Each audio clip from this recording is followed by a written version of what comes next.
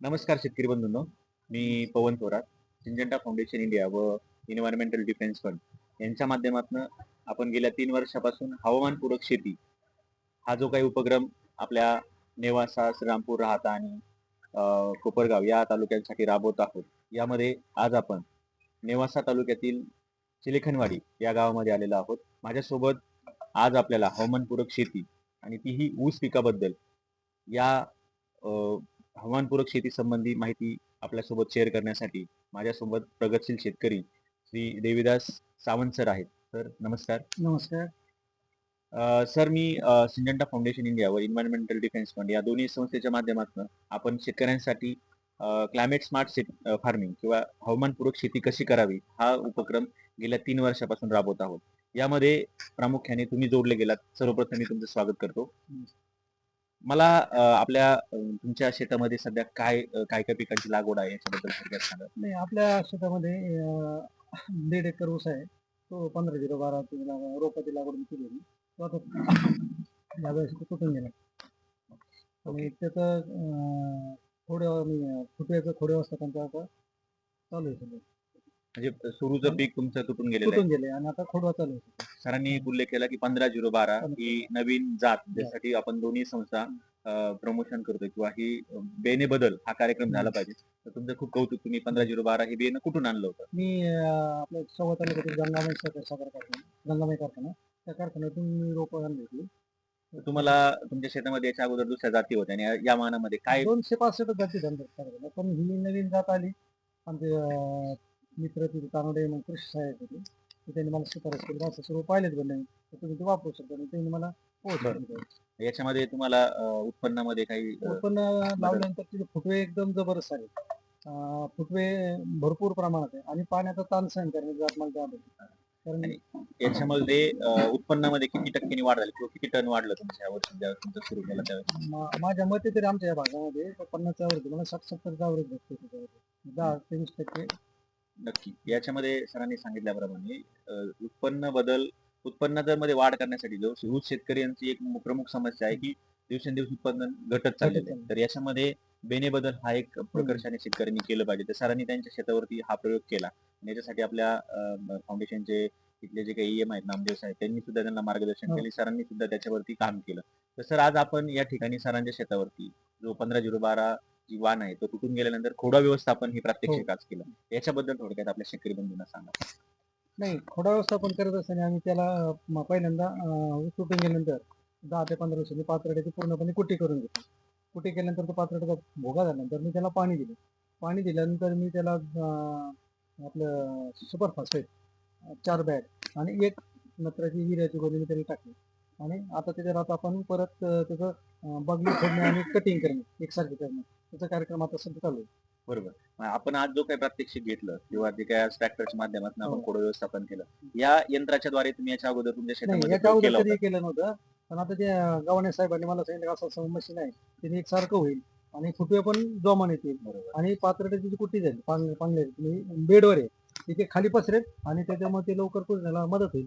म्हणून मी त्याने मला ती दुसरी पण सांगितलं डिकम्पोजर वापरायचं. डिकम्पोजर पण आपण वापरणार त्याच्यामध्ये हे केल्यानंतर.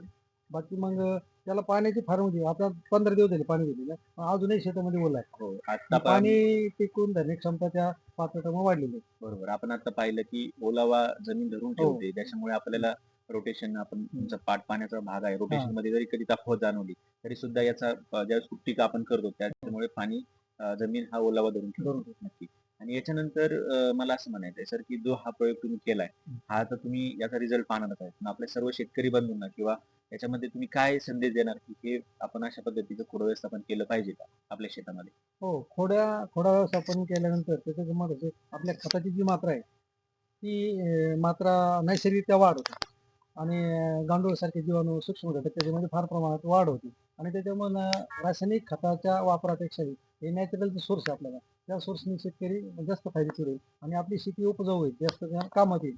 सुपीक शेती तयार होईल. अगदी. रासायनिक खतांची कडकपणा तिला ती ज्या मृदू स्वरूपाची येणे त्याच्यामुळे आपल्या उत्पन्नामध्ये भरपूर प्रमाणात वाढ होईल. आणि उत्पन्नात वाढ झाल्याने शेतकऱ्याला तेवढा 2 पैसे फायदा होईल. आणि तंत्रज्ञानाच्या वापरानं आपली शेती प्रगत करून आपली आर्थिक परिस्थिती उन्नत करण्याचा हा चांगला मार्ग आहे. नक्कीच. शेती म्हणजे तर आपण करतोच, पण त्यामध्ये जर तंत्रज्ञान वापरलं तर त्या तंत्रज्ञानाने शेतकऱ्यांना निश्चित जास्त प्रमाणात फायदा होतो. नक्की. म्हणजे खूप मोलाचा संदेश आहे, की आपल्याला रासायनिक खतांचा वापर किंवा रासायनिक कमी. घटकांचा वापर कमी करून जास्तीत जास्त सेंद्रिय घटक किंवा आपल्या जमिनीतला जो पालापाचोळा आहे किंवा ऊसाचं जे पाचट आहे ते आपल्या जमिनीमध्ये त्याचं डिकंपोज करून त्याचं आपल्याला सेंद्रिय हो. कर्ब किंवा खाद्य आपण तयार करू शकतो. हे शेतकऱ्यांसाठी खूप महत्वाचं आणि आपण दिवसेंदिवस पाहतो, की ऊस शेतकऱ्यांच्या ज्या प्रमुख समस्या आहेत सर, की आता बऱ्यापैकी शेतकरी असं म्हणतात, की आम्हाला ऊस शेती परवडत नाही. याच्यावरती तुमचं काय मत आहे? ऊस शेती का या भागातील शेतकरी नाही, म्हणतो, की परवडत नाही? ऊस शेती न परवडण्याचं मुख्य कारण पाण्याचे व्यवस्थापन नाही. ठिबक संचाद्वारे पाणी देण्याची पद्धती ती पद्धती इकडे कमी प्रमाणात आहे आणि रासायनिक खताचा भरमसाठ वापर उत्पन्नासाठी घेतलेला आहे. परंतु शेतीचा घाताने घात होऊ राहिला. म्हणून नैसर्गिक शेती वाढण्यासाठी कंपोजर आता ज्ञानेश्वर कारखान्यावर डिकंपोजर ही भेटतं पहा, बरोबर. प्रेसमेट भेटते. तिचा वापर केला तर ती जमीन सुधारते. पण नक्की. निव्वळ रासायनिक खतावर आता आपल्या इकडं शेणखत वगैरे जे आहे ते हो, दुर्मिळ झालं, हो, भेटत नाही, हो. महागडं झालं. म्हणून या ठिकाणी ऊसाच्या पाचटाचा वापर करून किंवा नैसर्गिक जे घटक आहेत त्याचा वापर करून आपली शेती सुधारण्याचा प्रयत्न केला तर आपलं शेतीतलं ऊसाचं उत्पादन निश्चित वाढेल. नक्की. पण जोपर्यंत आपण हा बदल करत नाही, पारंपरिक पद्धतीनं जर ऊस लावणे आणि रासायनिक खताचा डोस देणे यामुळे आपली शेती नापीक होत चालली. म्हणून या शेतीला जर आपल्याला वर आणायचं सुधारायचं असेल, शेतकऱ्याची परिस्थिती जर आपल्याला बदल करायचा असेल तर आपल्याला नैसर्गिक शेतीला शिवाय पर्याय नाही किंवा रासायनिक खताशिवाय आपल्याला कंपोस्टर, शेणखत या खताचा वापर जर केला तरच आपली शेती वाचेल आणि शेतकरी त्याच्यातून निश्चितच त्याची अधिक आर्थिक उत्पन्न. परिस्थिती चांगली आहे. नक्की. आणि मी आता शेवटाकडे जातो. सिंजंटा फाउंडेशन आणि ईडीएफच्या माध्यमातून आपण 2 वर्षापासून गेल्या तुमचा एक सर्व्हे करतोय. त्याचा काय फायदा झाला तुम्हाला नायट्रोजनचा किंवा नत्र सर्व्हे केला त्याच्या माध्यमातून तुमच्या जमिनीमध्ये काही तुम्ही युरियाचं प्रमाण कमी केलं का? तुम्हाला जो नंबर दिला होता तुमच्या शेतामध्ये हा. हो, निश्चितच. मी मला गव्हाणे साहेब आले होते. त्यांनी मला ते नंतरच्या संदर्भात सांगितलं होतं आणि त्यांनी त्याचा प्रयोग केला. माझं जे खतं वापरतो ते बंद करून आपण त्या पद्धतीने चालू केलं. म्हणजे त्यांच्या मार्गदर्शनामुळं मी शेतीमध्ये रासायनिक खताचा वापर कमी करण्याचा प्रयत्न करतोय. आता भविष्यात तो निश्चितच अजून कमी करू. पण आता सध्या तरी आपल्याकडे दुसरा पर्याय नाही. शेणखताचे भेटत नाही. म्हणून काही प्रमाणात रासायनिक खत आणि जे आपण ठिबकमधून लिक्विड खतं आपण देऊ शकतो त्यांना, देणार आहे. नक्कीच. तर मी आपल्या सर्व शेतकरी बंधूंना किंवा सर्वांना सांगू इच्छितो, की सर स्वतः एक शिक्षकी पेशा असला तरी सरांचा जो मूळ पिंडा आहे तो शेतकरी आहे. आणि खऱ्या अर्थाने सरांच्या बोलण्यामधून आपल्याला हे जाणवतं, की शेती करायची असेल, तर त्याच्यासाठी थोडंसं तुम्हाला तंत्रशुद्ध तुम्हाला व्हावं लागेल.